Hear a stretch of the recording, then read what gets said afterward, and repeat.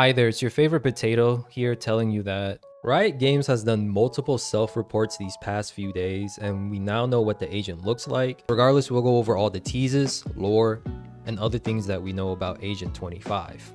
The first thing is that we know their name is Clove. This was because of a translation error, or maybe not an error, but just because of the in-game emails being in a different language kind of revealed their name as Clove, as well as this image that came from YouTube itself. This is basically one of those topic where it's related to the new song that's coming out for this agent called Two Worlds, made by this artist. I guess I could play a little bit of the song, not too much of it. I'm not trying to get copyright claimed to death.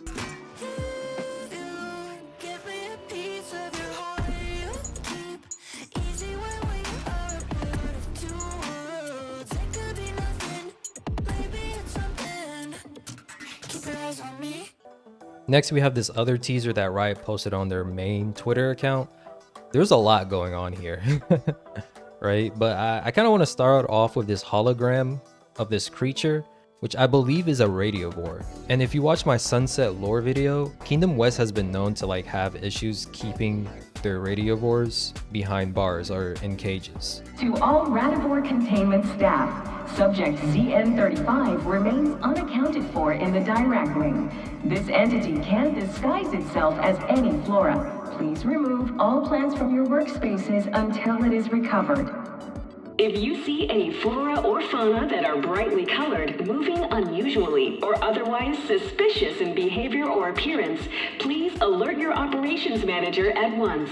So I think this is like the devs saying that, hey, we're tying everything back together, and the new agent might have some kind of clues with this radiovore. And for those who don't know, flora and fauna are just fancy scientific categories for plants and animals. And if you see behind the hologram, there is a moving plant that's pink and colorful. So that's why I think this radiovore is probably the same one that they mentioned on the intercom, as well as in this transmission from Bind, about how Kingdom just cannot keep these animals under control. And then if you look near the record player, there are some pink little icons as well as butterflies. This one could be an ability icon.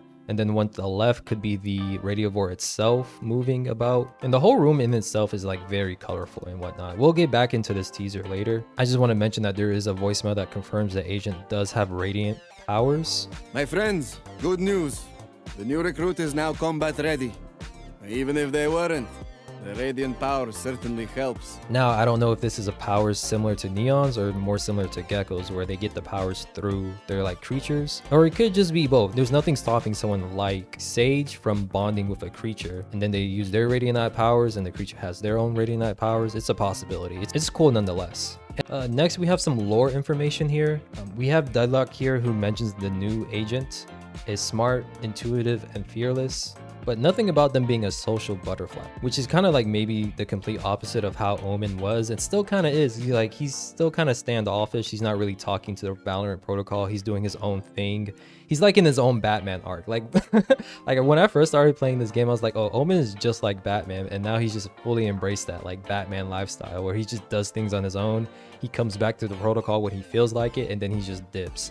Absolute Chad. And another thing that I've been noticing is that a lot of the agents in their voice lines and how they refer to the new recruit, they don't use the he, she pronouns, even in this email, Deadlock says they, them, but refers to Omen as he, him, and that's something that I've been noticing with these teasers. And I figured that Riot was going to do something with the genders.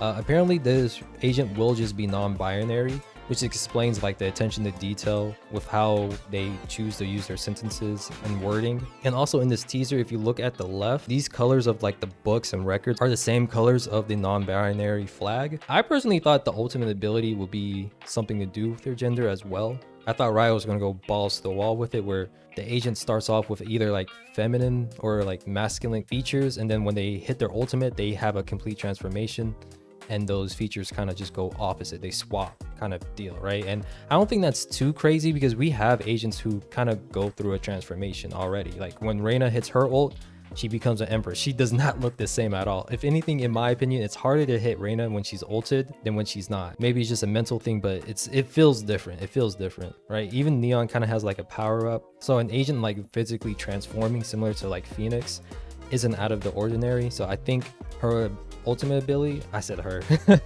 their ultimate ability would have something to do with that, where they physically change, you know, because butterflies, caterpillars, metamorphose, cocoons, I think their ultimate has something to do with that. That's my guess. And then there's a lot of like music related themes with this person, right? If you go to Sunset, a lot of the posters and stuff like that are found in like music shops, and there's specific music being played around this agent. Even in the teaser, you see a record being played with headphones.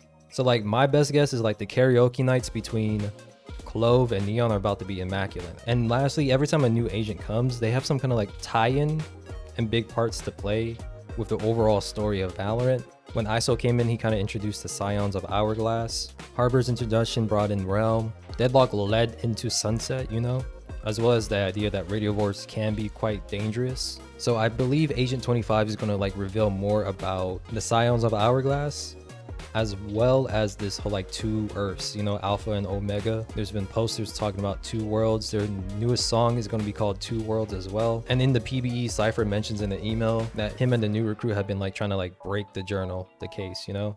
And Harbor might play a part and figure out more about them, like the Scions of Hourglass, the same organization that knew about Radiant Knight before Kingdom, right? Like they obviously are quite powerful. And I think they're going to be playing a bigger part than Realm, which is another organization related to Harbor. We haven't really seen much about Realm. I feel like they're just in the back burner. Like no one really cares too much about Realm. But Scions of Hourglass, they're the cool kids that you have your eyes on. But nonetheless, you guys let me know down below how you guys feel about the new Agent 25.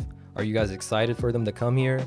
To come into Valorant? I sure am. I really want to see how that C ability works, and I really want to know what their ultimate ability does. As well as this like radiovore creature. Like I wonder if they play a part as well.